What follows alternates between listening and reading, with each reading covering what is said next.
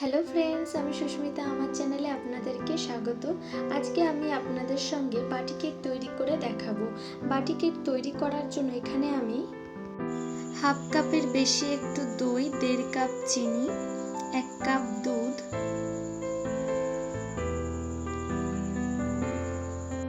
এই 3টে জিনিস দিয়ে ভালো করে মিশিয়ে নিলাম।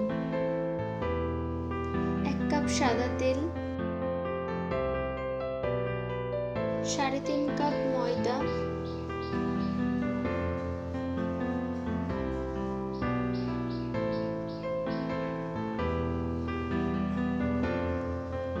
একটু নুন, 1 চিমটি বেকিং সোডা, 1 চামচ বেকিং পাউডার।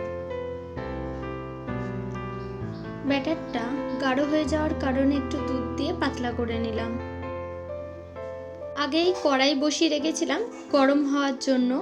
কড়াইটা গরম হয়ে গেছে, তার মধ্যে একটি থালা দিয়ে বাটিগুলোতে ব্যাটার দেওয়া ভরে রাখা বাটিগুলো বসিয়ে দিয়ে তার উপর একটি তাওয়া চাপা দিয়ে রেখে দিলাম 1 ঘন্টা মতো লো ফ্লেমে।